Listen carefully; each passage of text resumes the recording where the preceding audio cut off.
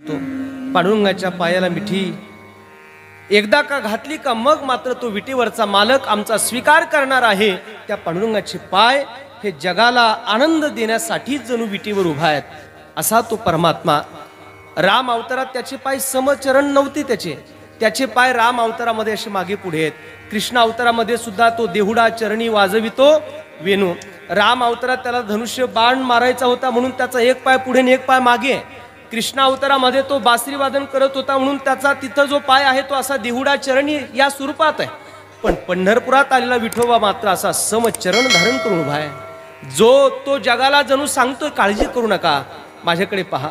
कमरेवर हात देऊन सांगतोय तुम्ही जर माझ्या पायावर याल ना, प्रमाणम भवाब्धे हृदम मामकानां नितंब कराभ्याम धृतो येन तस्मा विधातुर्वसते धृतो नाभिकोश परब्रह्मलिंगम भजे पांडुरंगम शरच्चंद्रबिंबाननं चारुहासं लसत्कुंडलाक्रांत गंडस्थलांगम जपारागबिंबाधरं कंजनेत्रं परब्रह्मलिंगम भजे पांडुरंगम किरीटोज्वलत्सर दिक्प्रांत भागम सुरैरर्चितं दिव्य रत्नैरनर्गै त्रिभंगाकृतिं बर्हमाल्याभतंसं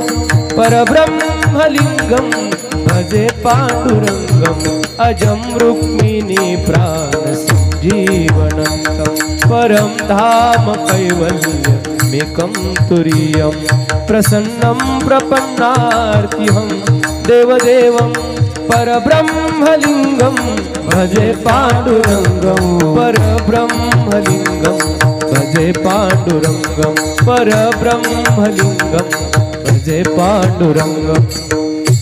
विटेवरचा मालक परमात्मा पंढरीनाथ जगाला जणू हे सांगतो माझ्याकडे या, माझे हे चरण स्थिर आहेत, हे चरण सम आहेत। जगातला पापी असू द्या, पुण्यवान असू द्या, चांगला असू द्या, वाईट असू द्या, खळ असू द्या, दुर्जन असू द्या, तो जर माझ्या पायावर आला का निश्चित त्याचं कल्याण केल्याशिवाय मी राहणार नाही। शिशुपालाच्या 100 चुका होत्या पण माझ्या पांडुरंगाने त्याला आपल्या चरणावर स्वीकारलंच ना महाराज। अरे रावणासारख्या विकृत माणसाला सुद्धा परमात्म्याने स्वीकारलंच ना, कंसासारख्या विकृताला सुद्धा परमात्म्याने स्वीकारलंच ना। या जगातल्या अत्यंत पाप्याला सुद्धा परमात्मा स्वीकारतो। आपण तर तेवढं पाप केलेलं नाहीये, आपल्याकडून तेवढ्या चुका झालेल्या नाहीयेत आणि म्हणून वेळ आपल्या हातात आहे, क्षण आपल्या हातात आहेत।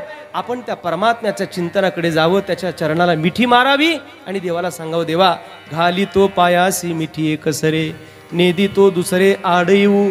आता तुझ्या चरण सानिध्यात मी असताना आता तुझ्यात आणि माझ्यात दुसरं तिसरं कुणी मध्ये येऊ देणार नाही।